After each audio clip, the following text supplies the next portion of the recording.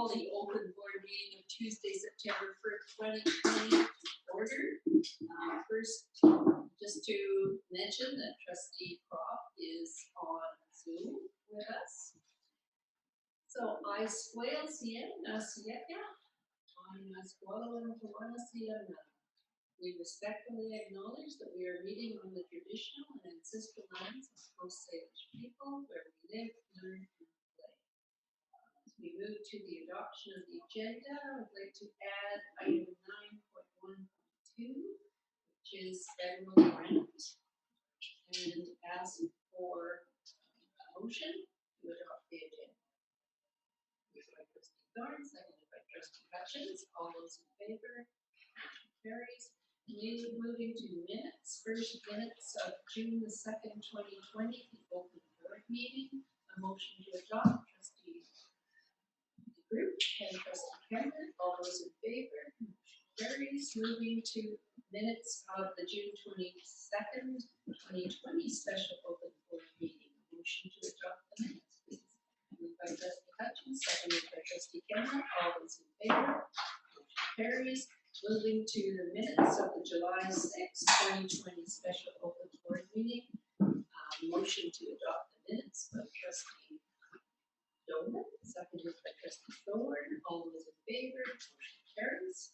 And moving on to recognition and delegations. And we ask the introduction of new staff to begin.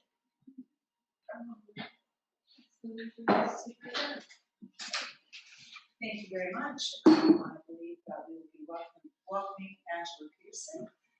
There's been a bit of a shift in order, so when she arrives. Welcome, Ms. Peterson. I'd like to introduce Angela Peterson. She is our new Student Information Systems Manager.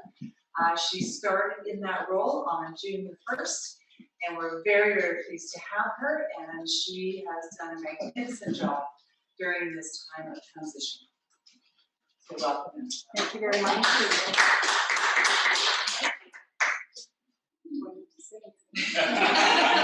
No, unless you'd like to. You have to sing a song.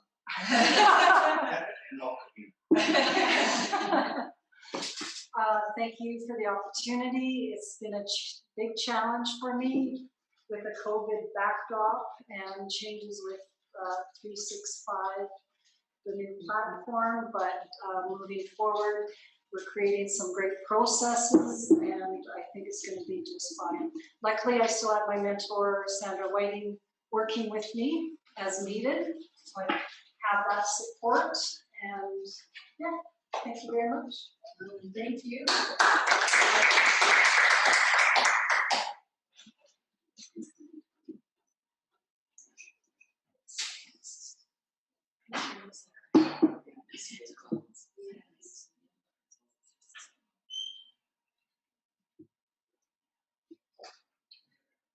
The second person I'd like to introduce is Ian Murray, and he has moved into the role of this great facilities manager, and I want to welcome him to the district and introduce him to the board.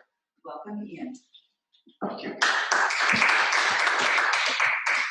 Thank you for coming in. Really appreciate you stepping up to this position. You've been in the district for a long time, which must be very helpful.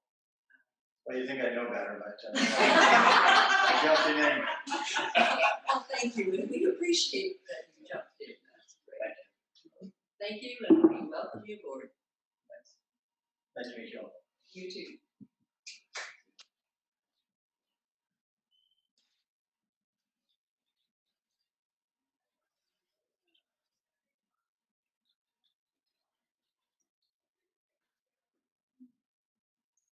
Hi. The next person I'd like to introduce is Jen Christensen, and she is taking on the role of Human Resources Executive Assistant. She comes from Aspen Grove Private School north of here, has had a long career in that area, and has been doing a very similar job for a very long time until she joined us just yesterday in her new role. So welcome, Jen Christensen.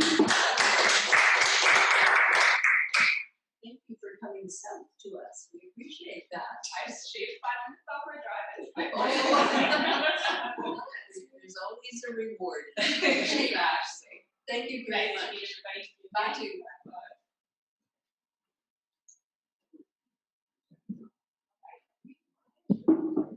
So the next delegation, yes.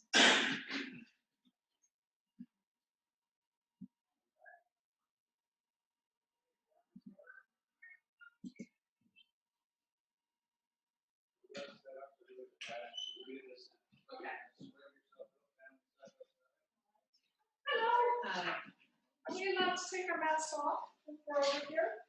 yes. Thank you. Okay. So if you remain distant, there's a family, so if Yeah, a family right there. can stay together in one and then two and three. So this is the delegation part of our meeting, and we have here tonight the Citizens Action Group, A Voice for Our Children, and Lori Barba, Jazz Dolan, and Carmen Sunstrom. So we welcome you. You know already that you have 10 minutes. And then you can stay and answer any questions. Over to you. Thank you. My name is Jazz Dolan, and as Candace said, that's Lori over there and Carmen. And we've also brought along Lori's daughter, Michaela, who goes to Cowichan Secondary School. We are from the group Voices of Our Children. Carmen's part of that group, but she's also chair of DPAC. So just wanted to make sure that we had the background.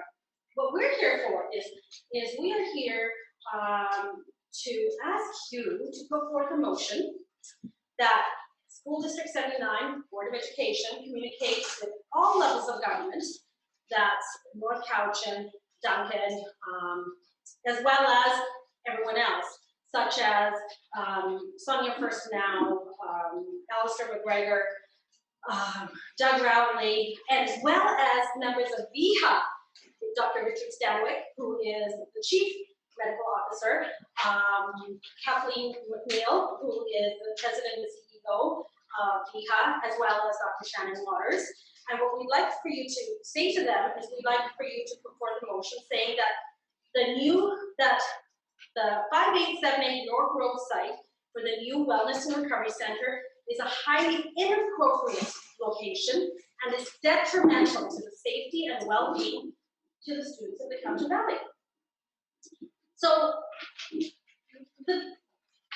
I feel like the Board of Education has been elected with one primary mandate. That mandate is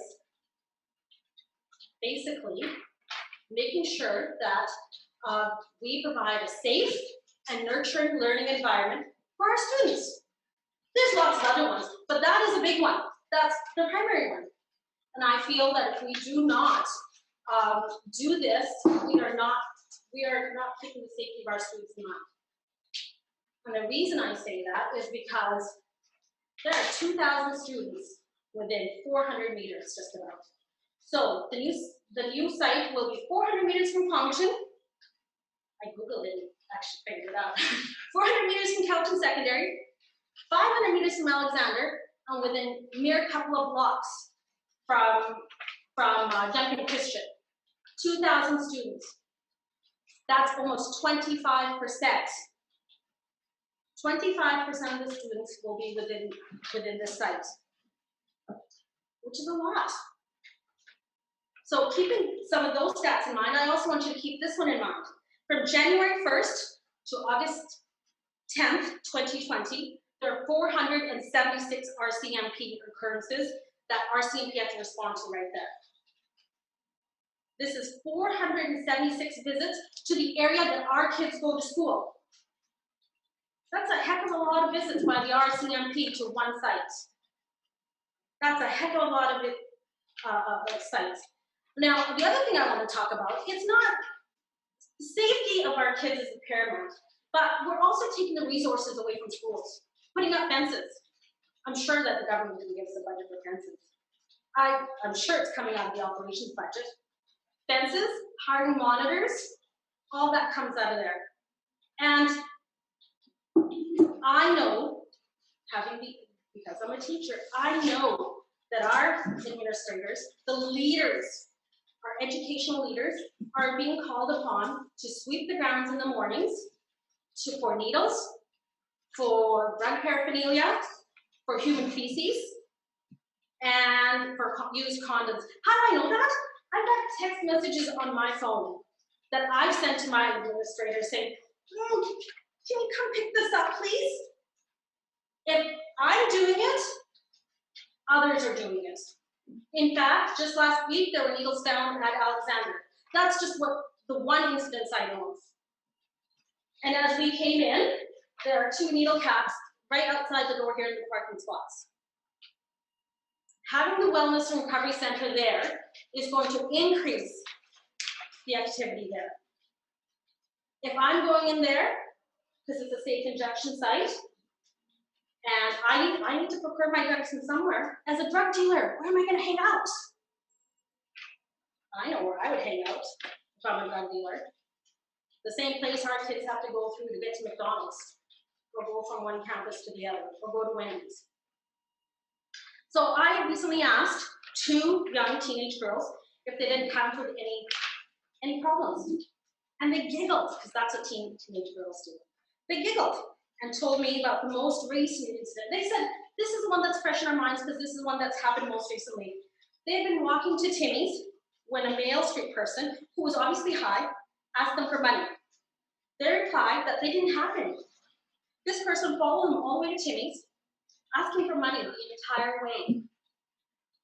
When he realized that they were not going to give him money, he started yelling crude comments at them. And when I asked, they weren't just rude, they were crude and sexual in nature. When I asked them if they were scared, they said, once again, not much, it happens all the time.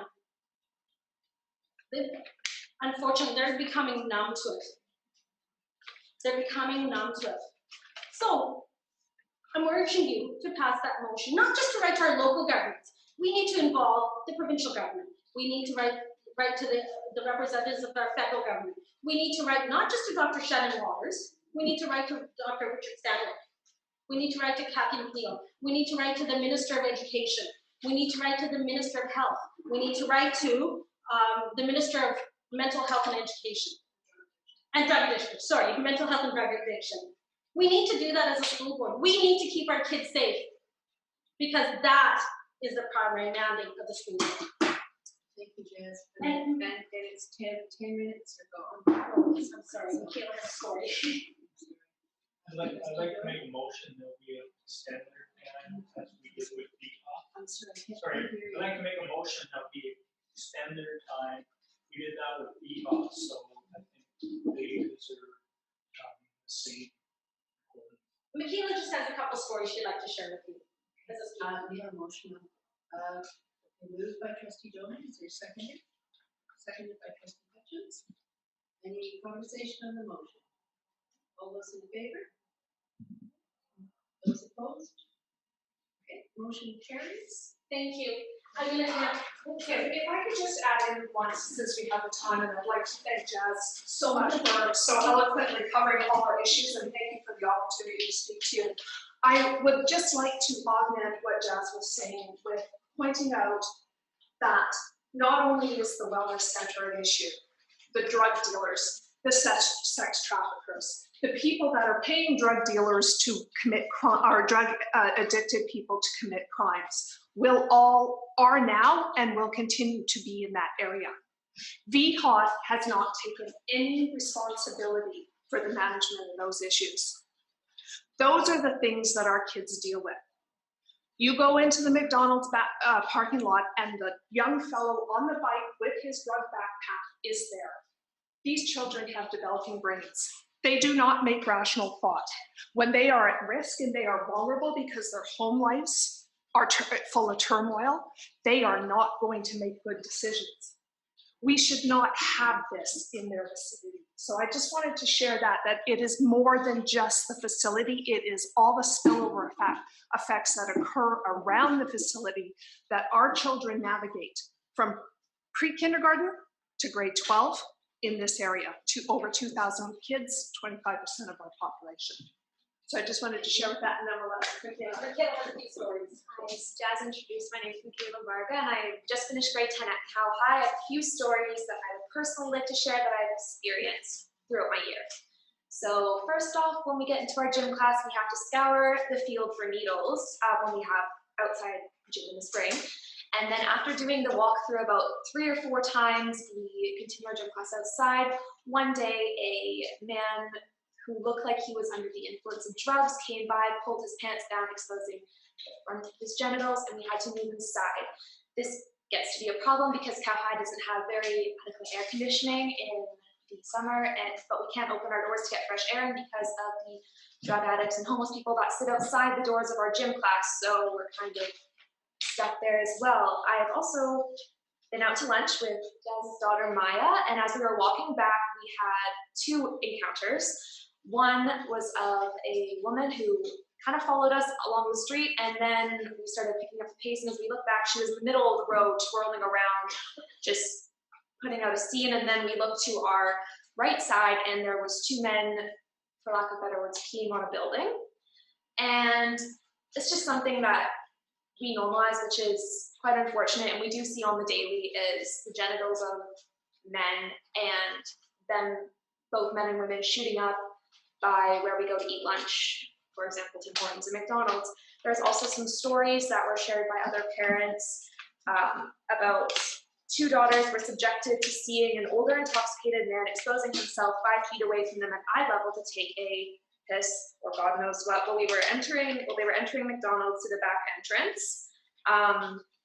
Another encounter was with a male who had just finished putting his needle in his arm and then continued to pull down his pants, exposing himself. So that's just some of the many things that we experience in the daily encounter, and that can be detrimental to vulnerable minds of the young children at Alexander and at Quamachin and become normalized to them, leading to encounters in the future that shouldn't happen. Thank you very much. Thank you. Okay, so thank you very much. Thank you. And we're hoping that you go with our motion, actually, so thank you. Thank you. Thank you for your very passionate and honest and real presentation to us. Thank you for coming.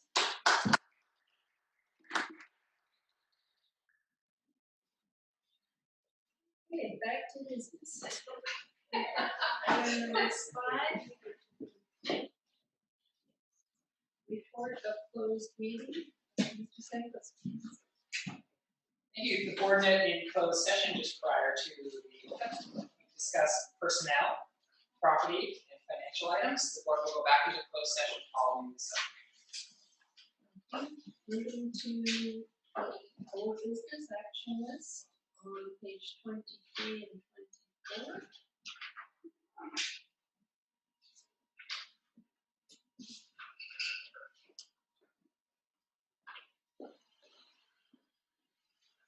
So is there anything that staff would like to report on? Certainly, I'd like to share with the board that under the school district logo, that our communications director is currently working with graphic designer and the artist of our graphic for our logo, and so very soon we will be able to finalize that logo and bring it back to the board. Yes, thank you. Anything further from staff on the action plan? Any questions from trustees? Back to the agenda then, the chair of the board. I'd like to start by first acknowledging the passing of our former superintendent, Dan Boudreau. Dan was with us from January the 1st, 2008 to June the 30th, 2011. Besides his educational expertise, he had very interesting personal qualities. He was very calm, he was very supportive, and he was very gentle. He was quite a unique individual, and we as a board should send condolences to his family. The second acknowledgement I'd like to do before starting into those items on the agenda is just to acknowledge the amazing staff that we have. In the last month, 2 months, I have had a number of Zoom calls with the BCSDA, with their chairs, and almost weekly, as well as the board chairs across Vancouver Island has been bi-weekly. And we talk about the new developments with COVID and how we're going to implement our practices. I'm always sure that our staff is working because they seem to work non-stop. And that is certainly from our district level, but also to the schools level, and teachers are involved, our unions are involved, and everything is being prepared to spectacularly, both the health and safety protocols, which are intense, and they are followed diligently, as well as the education, knowing that we're coming back full time, but we also have educational alternatives for our parents, for the children that are new and are going to be just as successful as our regular programs.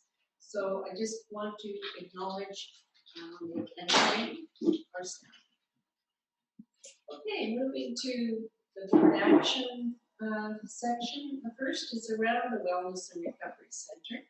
And I've put on a possible motion that is making it clear to our community, because our community doesn't understand, even though we've kind of told them that we're not supportive of that location for the center, but we haven't made it clear in a motion and communicated that. So this motion is bringing that clarity and also bringing part of informing the other local governments and asking them to support our request for an alternate location. So, Trustee Thorpe? Okay, are you moving the motion? Yeah. Moving a motion by Trustee Thorpe. Is there a seconder? I'd like to second that.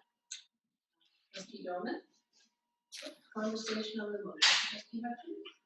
I was wondering if we could just do a front end to add our MLAs. We just talk about local government grants, the health, well, I think it's a provincial issue, so. Okay.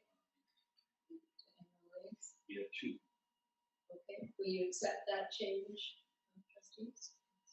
Okay. Trustee Thorpe? I accept that change, then we should extend it. In the beginning, we were sent a request for support, which we did not give. I'm glad that's been clarified. It is not a health committee to have something. I don't think anybody is really consulted at all. And I strongly support a letter saying to Vietnam Railroad that because of the dangers, we are not in support. We want to reconsider another area in Victoria. Thank you. Trustee Dorman and then Trustee Taylor. Just as I agree, the location was not consulted, nobody was consulted. That's a concern, I've heard that from all over the community. Our community action team has been quite involved in this conversation as well.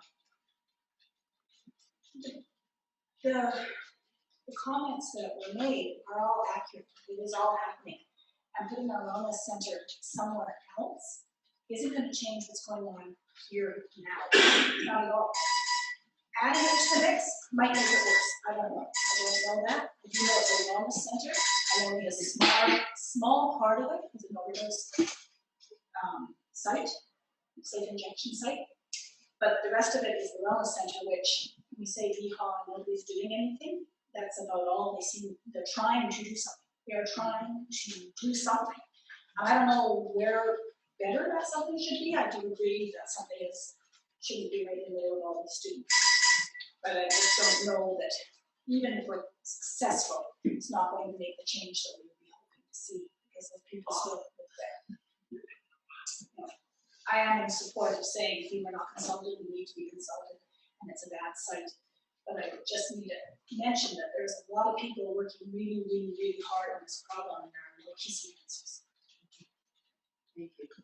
Trustee Jones? Madam Chair? In Hello? in June, when Dr. Shannon Waters was talking to us, I asked her, will this clean this area up? She said, no.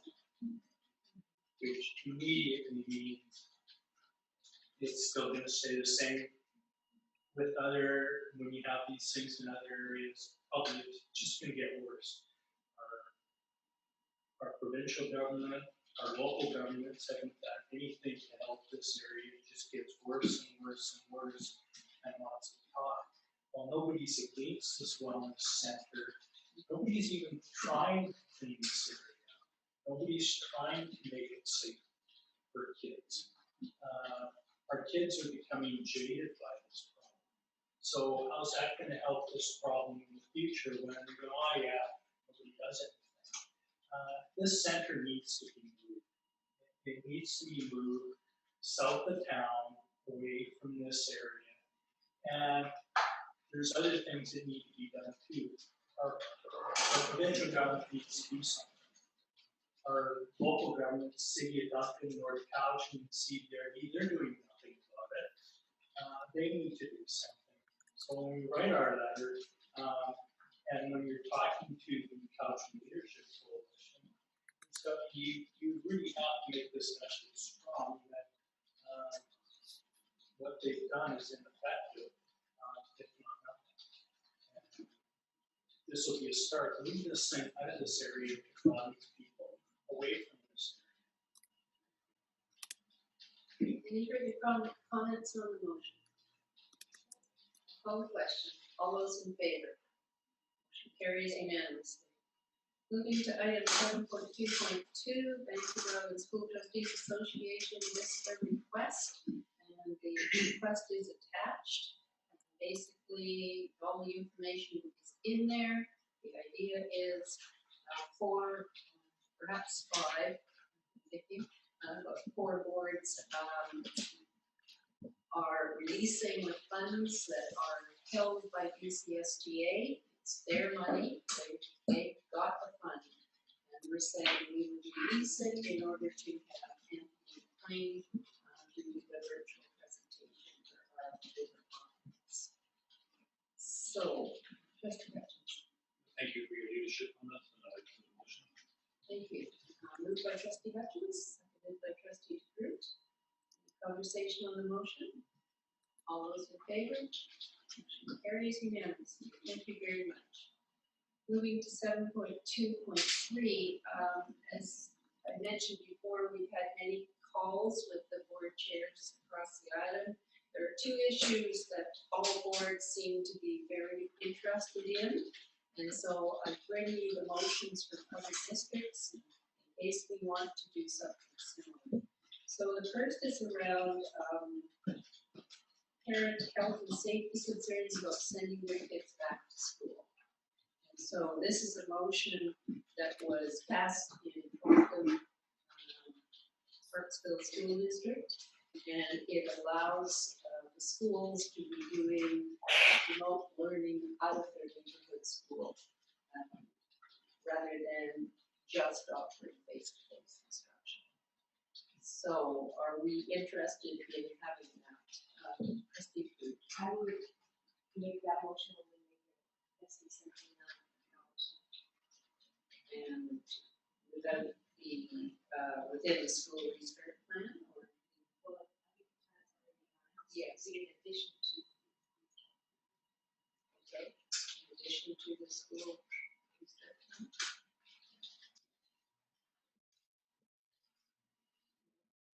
Trustee No, Hutchins. there's not a second for the motion. Oh, is there a second here for the motion? Trustee.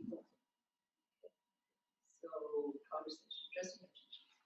Well, I'm concerned. I appreciate the work of other school districts, but I'm more staff to dedicate a lot of time on it because of the first rate restart plan. So if we're going to pass this motion, I have to discuss it, should be referred to staff.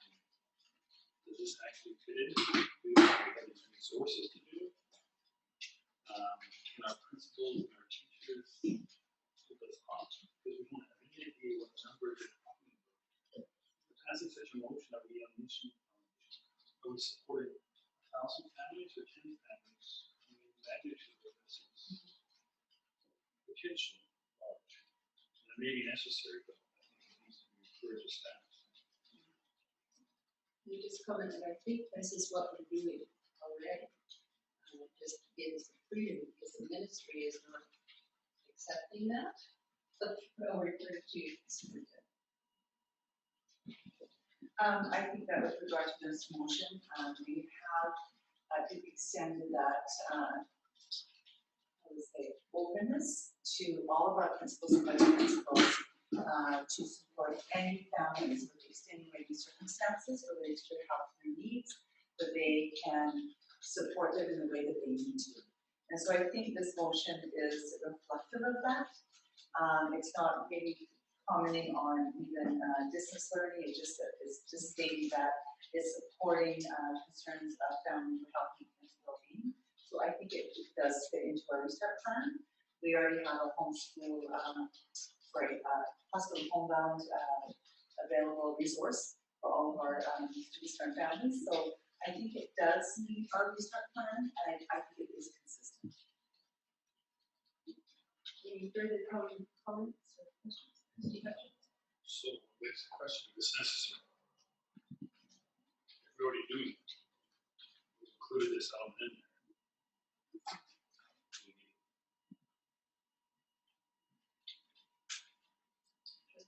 I think awareness, I'm not sure that everyone is aware of that. Because I've had people say, well, I've had people do that, you know, that often.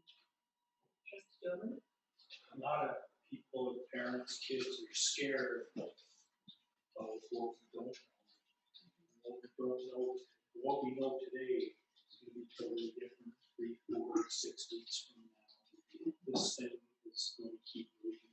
We have to be flexible. I know Vancouver and Surrey are going to this. And I think we have to be more open to doing this.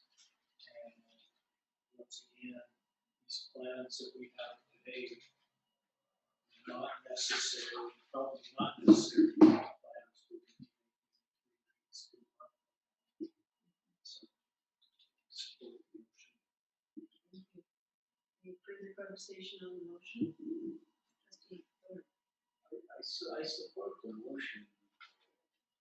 You know, past year, the school board had to be requested to make these type of changes overnight. So I'm really proud of these funds. But by supporting this motion, we're telling kids we understand your state, we understand your kids, especially parents. But one child is happy to see that it's working. And that child tells a friend that tells a friend. We gradually come back to the norm, yet we don't know the end on that is. But I have nothing but understanding because I'm a parent. I have kids in school. I have one in high school, I have one in elementary school. And I've asked them what they want to do, and both of them said, Dad, I want to go to school. Any further conversation on the motion? All those in favor? Those opposed? Would you like to go record? Okay, thank you. Moving on to item B, which is open space. And this has been a concern that we've seen out there, and primarily, I believe, from the French American people, but it could be more widespread. So this motion comes from Comox Valley, and it's about accepting that some parents do not wish their children to return face-to-face this year, but would like to return the year after once they feel things have changed with the COVID-19 issue. So it saves their spot in a neighborhood school or program of choice for the year. Question question is, do we want to do the same? Trustee Hutchins. So my question is to you, the staff, is this possible? How does this actually happen? How long will it take? School, students don't attend, and then 6 months later, they choose to attend. Well, first of all, it's a whole year, so you can't come back halfway. It's for the next school year. I didn't say that. Basically 21, 22. But that's part of the motion. While you're rethinking my motion, that's my motion, Como's motion, I'll pass to the superintendent. It's possible, and I think in our last communication we sent to all parents would be that contact your principal around their French immersion spot, and if they had some unusual circumstances, certainly feel free to work with your principal with regard to that. When I was speaking with the principals in our French immersion schools, they made comment that it's rare that a grade 5 student would come from another place to come into that spot regardless, even if one left. And so we can certainly work through this, particularly that for the reason that it is the following year. It also says neighborhood schools, so if 100 kids didn't go to Alex Aiken, and 100 children applied to cross boundary because there's now no Alex Aiken, what happens next school year? I would make a comment that we always reorganize every year with regard, yes, to our enrollment, and so then we staff accordingly. So every year we do look at that and we staff accordingly. Just to follow up, and if that was the case, though, if it was to push the school over limits, because I know that schools of choice that there are in neighborhoods are definitely schools of choice. We have to then ask those people to leave or something, it could be pretty messy, but maybe it's very hypothetical and out there. And if I could respond, I would hope that our restart plan, which we feel is very sound, that would draw in our learners, the students who want to come back into their communities and meet their teachers and their principals and vice principals. And so our hope is that the majority of our students will come back face-to-face learning. And so I think that if we were concerned that we would have that situation, I think it would be challenging. But I think at this juncture, I think that we're feeling pretty confident that the majority of our learners will be going back to the main school. Any further comments? Did we move the motion? Oh. I thought we did, okay. Trustee Dolan, okay, moved by Trustee Dolan, seconded by Trustee Dolan. Okay, Comment. yes, please. Was that parents are scared and we have to be flexible. And I've heard comments from parents, I'm gonna send my kid the first day, so it saves their spot. And then if things don't change, I just might go to the remote learning option or do something different. So we have to be flexible on what happens this year and deal with the fallout next year. Further comments on the motion? Call the question, all those in favor? Those opposed? Would you like your vote report? No? Okay. Moving on, superintendent of schools. Okay, I'd like to start by firstly going to 8.1.1, principal and vice principal updates.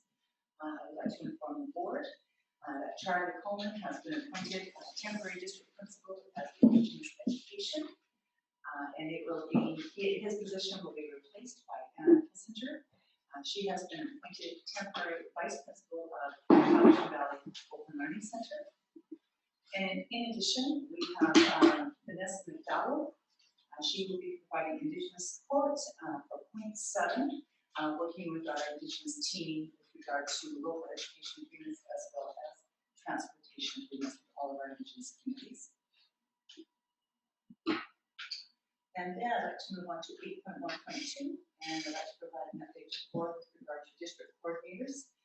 We have Hannah Morales. She is our new district coordinator of Indigenous Student Success, so we welcome Hannah. We also have Rich Reddy, and he is the district coordinator of Instruction and Innovation for elementary. We welcome him to this new role. Karina Fitzner, district coordinator of Instruction and Innovation at the secondary level. She's new to that position as well. And then because we have Anne Kissinger moving into a temporary vice principal role, our district coordinator of inclusion support is vacant and it will be soon posted temporarily. I'd like to move to 8.1.3. We have a new enhancing student learning reporting board. And this comes into effect on September 1st, 2020, requiring boards of education to prepare and submit an annual enhancing student learning report to be administered between June 30th and September 30th of each year. The order sets out the students' performance information that must be included in the enhancing student learning report. So in your package, you will see that order with the outcomes that will be expected by the board.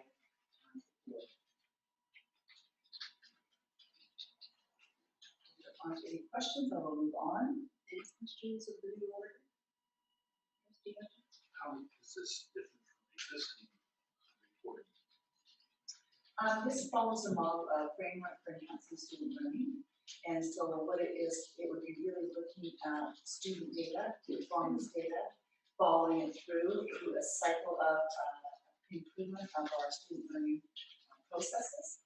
And so it really has specific outcomes that we will have to monitor, look at, and see how our students are performing. And so they are laid out. And so I think that for our purpose here, we would want to gather that baseline data for this fall and report that out to the board. Is this the kind of program that you were involved in? It does. It would have been a framework for enhancing student learning. There were 9 districts who were involved in that. And this is the outcome of that particular co-constructed effort. Great, so you know exactly what to do and whip this off. Thank you. Thank you. All right. How does that help the individuals? So that we have somebody call I think that what we can do is when we look at that student data, we can identify individuals and really track them and track their progress and provide interventions and support, knowing that maybe we have a cohort of learners who are not doing so well, or individuals who are not doing so well. And so I think that this data, and right now we have a great team at the ministry level who is doing a lot of data sharing. And so our job and our task will be is to look at that data and really provide supports and resources and plans to support their learners as they progress toward their grad program. And I have to agree, I think it's good. One of my biggest concerns has always been data. It's never been accurate. It didn't give a clear picture, never has. As opposed to, let's say, Google Incidents, their data, and our data, they clash. At least this way will be able to paint a realistic and have an ideal situation so that we can always have our students first.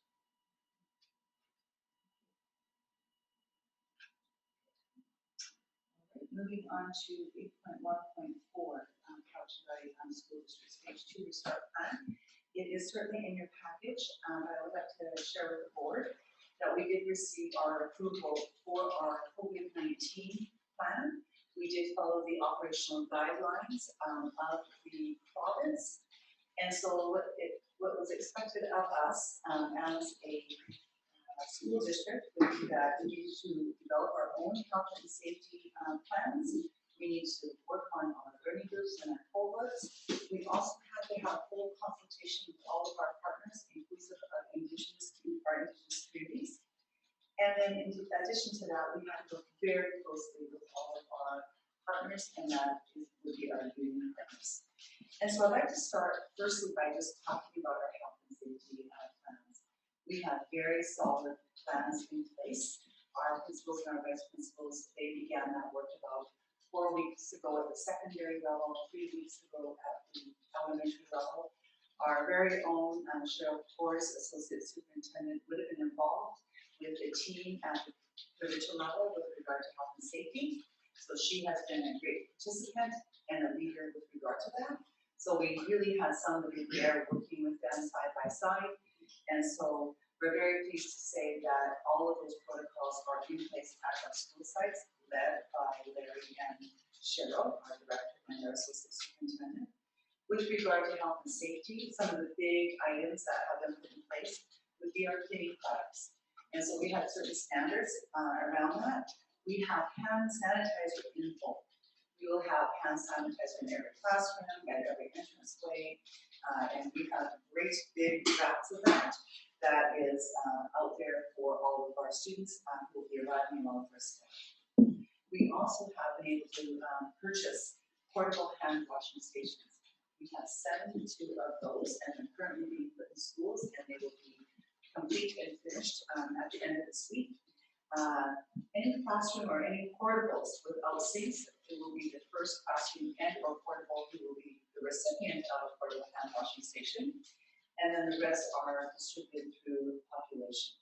And so schools such as Francis Kelsey, they'll be receiving a number of them, and they will position them accordingly in terms of those high traffic areas. As well, we had a secretary treasurer who preempted the mask situation and ordered about 10,000 disposable masks that are certainly in our warehouse right now. And then with regard to the masks, we have 21,500 masks that are also here in the warehouse and will be delivered to our schools on Thursday and Friday. And we have 2 per student and staff member available in navy color as well as gray. So that will be delivered to all of our schools, and they will be handing them out to students. And with regard to the 10,000 disposable masks, we will have all of those available in each of our buses, because with regard to those protocols, we want to make sure that if there's any concerns that we have masks available for any of our students. So we've done some great work around the health and safety standards, and as the board knows, we are certainly in some more custodial services and supports, so that we are ready to go as well.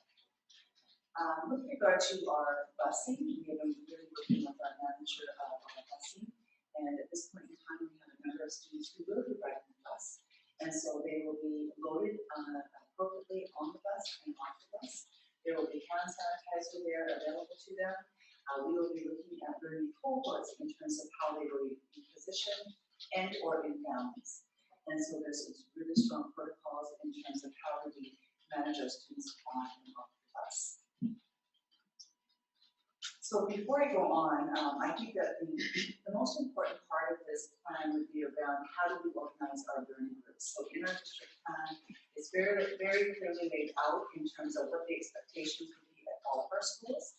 So each of our schools have looked at their student population, their grade levels, and we have grouped them accordingly. So in stage 2, all of our elementary students would be cohorted in less than 60 students. And so what that really means would be that you might have one division of a classroom, maybe grade 2 or 3, maybe another division of grade 3, and they would be 2 groups that actually could be together on field trips, maybe be at recess together, maybe have lunch together. And so there's some really strong protocols related to how do those learning groups interact, how do they come into the building, which doors do they come through, and also how do we stagger their lunch times and their recess time as well. So very confident in the school plans because they had to mirror the district plan while we were actually organizing their details that were posted on our website as well as some of the school websites on August the 26th. So it's with regard to the cohorts at secondary, they approached it quite differently, and some of you may be aware that we are approaching in our large schools a quarter system. And what that means would be that they're taking 2 classes at a time. And so instead of 4 classes per day, they are taking 2 classes per day, around 2.5 hours in the AM and 2.5 hours in the PM. Again, I was speaking with one school this morning. They will be opening up their doors in the morning, and so as students arrive, they will know where they need to go in terms of their classroom and into their cohort setting. And while they come out and maybe they are in hallways, they will be expected to wear their masks in any kind of a busy hallway and so on. With regard to the learning group, because they are a learning group together, they will not be expected to wear masks, but if they choose so, it is certainly supported. And so we have organized that very well in all of our schools, our 17 elementary schools and our 5 secondary. And so a couple of our smaller high schools, it's been done quite uniquely because of the fact that their cohorts with their grade levels could be combined into smaller cohorts. Not any of them would be upwards of 120 at this time. I'm going to just move on to our process with working with our Indigenous communities. Our Director of Instruction has been meeting with them weekly. All of our educator coordinators from each of our communities have been met with last week, this week, having conversations with regard to how students and families are doing and what can we do to support them in their transition into schools. And then with regard to working with all of our partners, we have had multiple meetings starting since July 31st, meeting with our QP, our CBTF, as well as USW. And so we have taken a very collaborative approach. How can we do this together? And they have been just round at working side by side with this through all of our processes and all of our challenges as well. I think that one thing I'd like to make comment on, all of our partners have worked with the joint health and safety committee, and all of our site-based health and safety committees have been meeting the last couple of weeks and preparing our schools for staff and awareness. And so they have been part of that process and have worked really closely around getting our schools ready. Now the board will understand what I said. We have amazing staff. It's really come together. Really appreciate it. And I'd like to just make a couple comments. We're very aware that there may be some concerns and some fears by our families. And so while we've been working through that process, all of our principals and our vice principals have been reaching out in a very intimate, personalized way, checking in with families, sending out their own newsletters that reflect the district newsletter in terms of how can we support you. Let us know if you have any unique needs, any extenuating circumstances, what can we do, and how can we actually encourage our families to come into school. And please, please, we've stated to our principals and vice principals, find some unique ways to bring them in, and if it requires a slow transition, that slow transition can be taken by our families. And then in addition to our DEL program, our distance learning program, at the Grove and for our senior students, we also created an extension of 2 of our programs here in the Valley. We've enhanced our Mill Bay Nature School to offer and extend a blended learning model, and we've added in a couple of divisions there. And we've also looked at an extension of our challenge-based classrooms. And if you recall, our district principal, Glenn Posey, he presented to the board last year around the challenge-based classrooms. And so we have extended that to inquisitive design technology and looked at providing a division at Drinkwater as well as Lake Cowichan to support some of those families who may want a blended learning option. And what a blended learning option really means, it would be that there's face-to-face instruction for about over 50% of the time, and then there's an opportunity to have remote learning the other 50% of the time, but they would remain as a very small cohort, and it wouldn't be a lot of interaction with the regular school. And so we looked at creating those programs to offer for our families who may want something different, but at the same time, I think that for those unique needs and some supports that are needed, we certainly want to look at enhancing what we do at the school site so that those families can still stay connected to their community and their peers and their teachers. Is there any questions from trustees? Or Mr. Klein? Trustee Jones? When we go through those 10,000 disposable masks, how long does it take to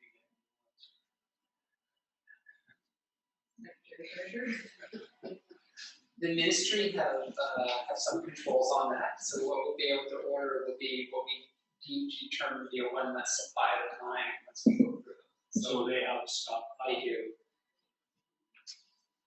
We just can't buy 10,000 again at a time. Any other questions? All right, 8.1.4, sorry, 5, superintendent update. I have a number of things that I'd like to speak about. Firstly, around acknowledgements and appreciation. We've had a number of summer workers preparing our school for start. And so I'd like to acknowledge the hard work over the summer by district staff and operations, custodial staff, transportation, purchasing, human resources, technology, accounting, payroll, and principals and vice principals who came back early to certainly support the restart plan. In addition to that, our clerical staff who worked hard to get our schools ready to welcome students back for opening day. They have done just a magnificent job. So I'd like to acknowledge them. And then also I'd like to acknowledge operations staff again. They have certainly supported our changes in the school district office over there and here. And so as we work toward putting some physical distancing between many of our workers, they have serviced us well and provided these opportunities for our staff return over the summer. And so they have certainly prepared us for that at this time. Then again, I really want to acknowledge our district leadership staff, secretary treasurer, the people who are in the room today, our associate superintendents, our directors, our principals and our vice principals, and our partner group representatives for all of their work. So many of our union representatives, they were working until the summer, having Zoom meetings on a regular basis, and they made themselves available all of the time. And so we really appreciate their work. And so their efforts on behalf of our students and our staff are greatly appreciated. We also need to acknowledge Food for Kids Summer program. Great thank you to our Vice Principal Colleen Mullen, as well as Craig McLeod, Nourish Coach and Rotary, and all the drivers who work this summer with Food for Kids program. And I know that there are many people who also volunteer their time and their services. So we were able to deliver 293 hampers to over 257 families, which meant we equated to 468 kids that were actually supported from our school district over the summer. So that is just a wonderful thing for all of our families and our kids, and a great shout out to all of our staff for doing that work. That's the acknowledgements and appreciation. And just an update. So we are moving into the Deeper Learning Dozen, year 3. This is our continued partnership with Harvard University and the 11 other districts that we will be participating in across North America. Now, it's certainly not the same because I think we have our meetings are now via Zoom, and so we've been learning via Zoom. And again, just a reminder, it is really focusing on equitable access for deep learning experiences for all of our learners, which is inclusive of not only our little learners, but also our adult learners across the system. And then our senior team, we participated in the School Superintendents Association Virtual Summer Leadership Academy. It certainly wasn't the same because I think there's usually a field trip that's attached to that academy and that learning. But this year we had the great fortune of being all together on another Zoom session virtually, and heard from the Ministry of Education. We had a great guest speaker, Meta Boyle, and she works on compassionate communities and how do we work to support all of our staff and our students during challenging times. And so it was a great opportunity to be led by her. So that occurred, I believe, about 10 days ago on a Thursday and Friday. So thank you to our staff for participating. And then I want to alert the staff that our non-instructional day, September the 21st, has been already organized. And so we have a keynote who will be on Zoom, who who will be working on compassionate communities again, and her name is Shane Saphir. She is the author of Listening Leader, and so we are bringing her in, and she will be spending about an hour and a half on Zoom, and it will be for all of our entire workforce here in the Valley. And so we'll be having her for the first hour and a half, and then afterwards, all of our staff will be working at their school sites, face-to-face or on Zoom, depending on the numbers of staff that they have in their school. And it will be a focus on trauma-informed practice and Indigenous ways of knowing. And so we have a number of opportunities and facilitated learning events that principals and vice principals can lead at their school site. So we're very excited about that. We think it's appropriate, and it was already part of our strategic plan, and I think we tweaked it just a little bit to make it virtual and to make it supportive of where we are in the pandemic right now. And then lastly, I just want to make a comment around Orange Shirt Day. September the 30th is Orange Shirt Day.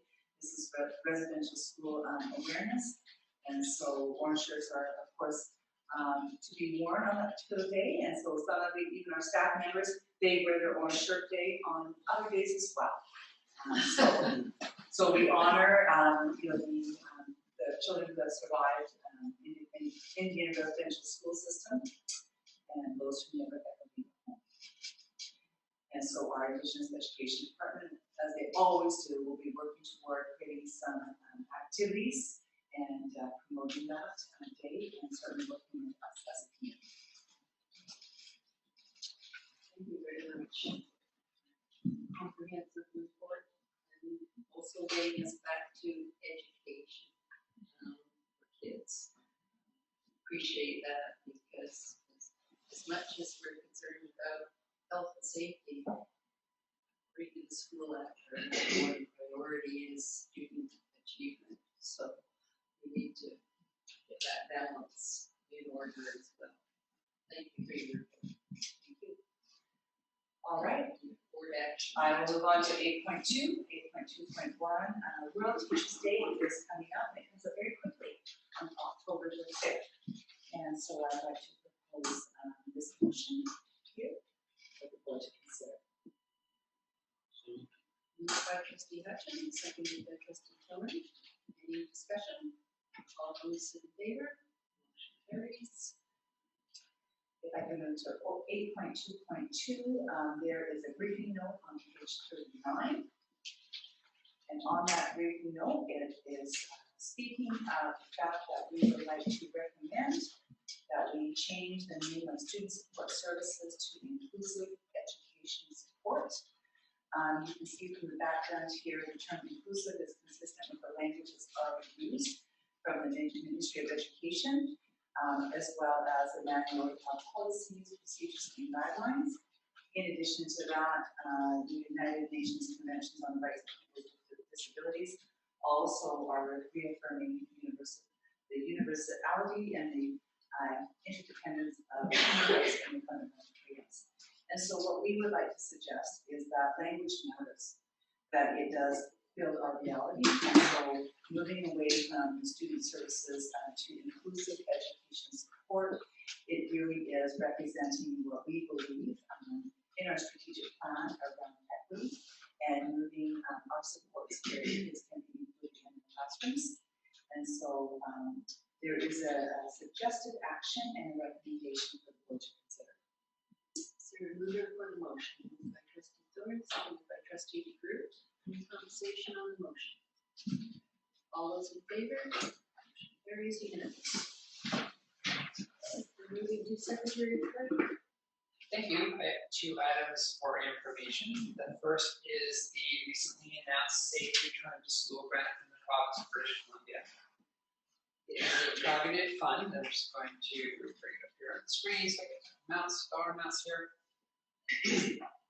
So each one of these columns must be spent for the purpose for which it has been allocated. So the first one is reusable masks and face shields. So the superintendent informed the board of the number of masks that we have purchased, both reusable and disposable, and they are being funded out of that $32,762 allotment. The next component relates to improved hand hygiene, and there's $138,270 that's coming for that purpose, and that is where those portable hand wash stations have been funded from. So they've been purchased out of that fund, though there is still some funding left to be allocated. It can also be used for permanent sink installation or dispensers for hand sanitizers, but it can't be used for product. The next column, although you can't see the top, is for almost $57,000, and that is for technology, which is for two components. One, to support students that might have to learn from home due to health conditions.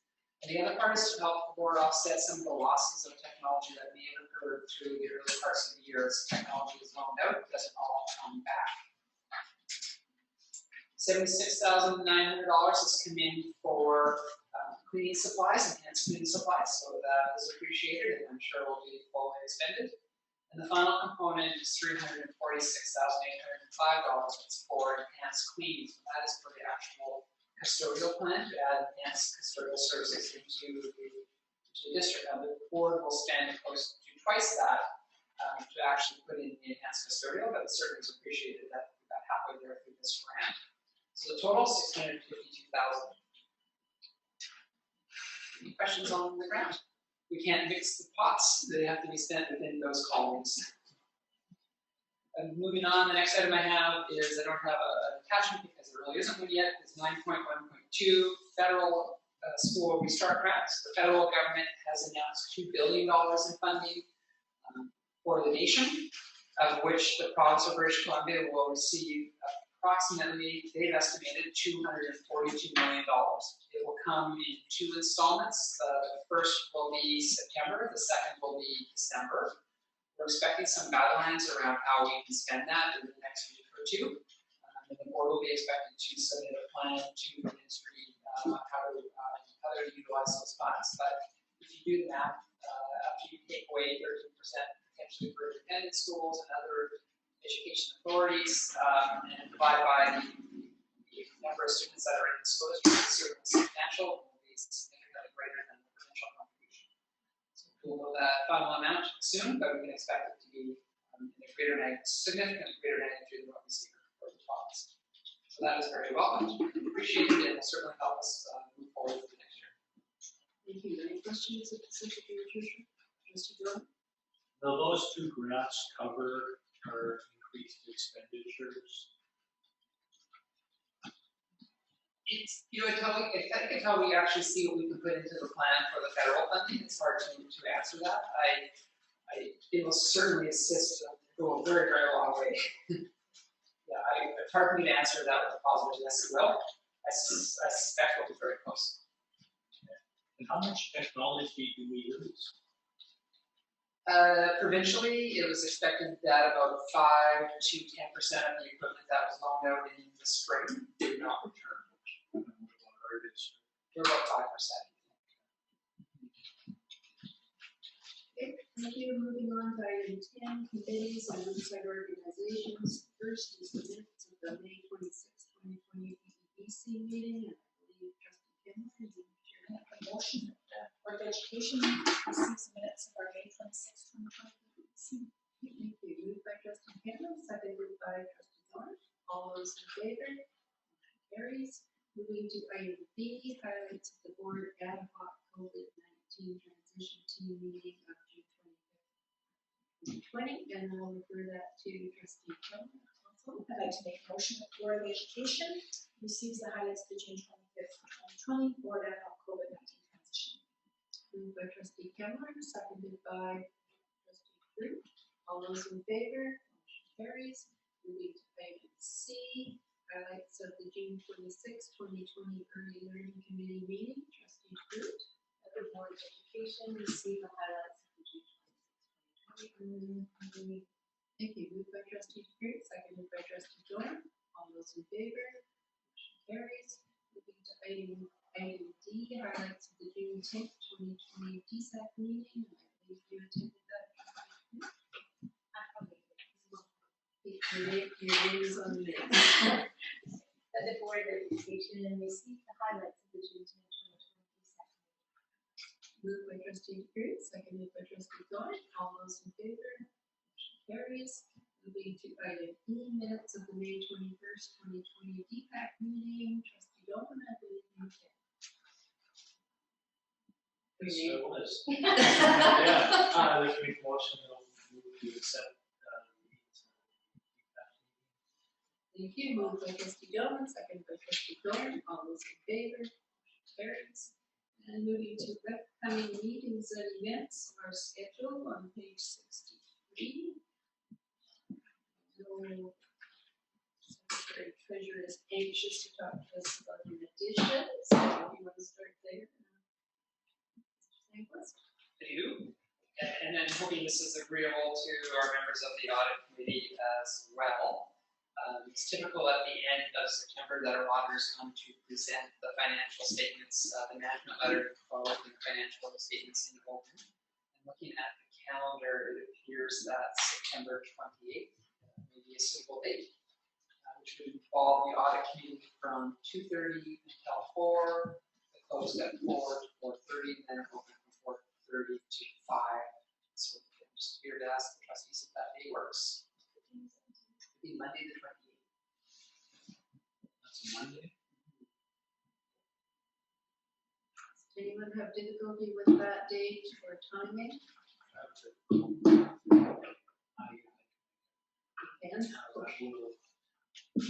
Okay, thank you, trustee. Anyone else have difficulty? Okay. Time, Jason? The audit committee, which the audit committee members would be from 2:30 until 4, and then the close would be 4 to 4:30, the open from 4:30 to 5. Okay. We still need to confirm with the auditors, but that should be fine. Are there any other questions or, regarding the scheduled meetings? Okay, moving back to the agenda, on item 12, correspondence. I have one more question. It doesn't show the October board meeting.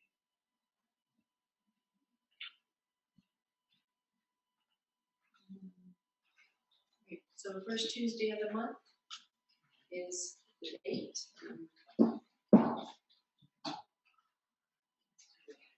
First and second. It will be October the 6th. Oh, okay. Thank you. Any other questions from trustees? Okay, moving back to the agenda, the first is the Cowichan Cultural Society on page 64 to 65. And it's back because we did not have a trustee representative attend the first Equity and Inclusion Task Force. It seems to me that this is a really important community involvement, primarily for us, because it is addressing equity and also anti-racism, which are very important topics in the community and for the board, and certainly involved in our strategic plan. So if there is someone interested in attending the task force, could you let me know that the next meeting is supposed to be in September, but I haven't received anything from them. Okay, and the second one is the letter from the municipality of Mount Cowichan regarding the wellness and recovery center. So the motion is to receive and file the correspondence. Is there a trustee who would move that motion? Moved by trustee DeCruz, seconded by trustee Cameron. All those in favor? Motion carries. Okay, moving to no new business, so question period. I don't have a computer with me, so someone needs to let me know if there's a question. Yes, I have my computer up, and I just got the questions and answers for chat, and there doesn't appear to be anything at this time. Okay, so a motion to adjourn, moved by trustee DeCruz, seconded by trustee Bowman. All those in favor?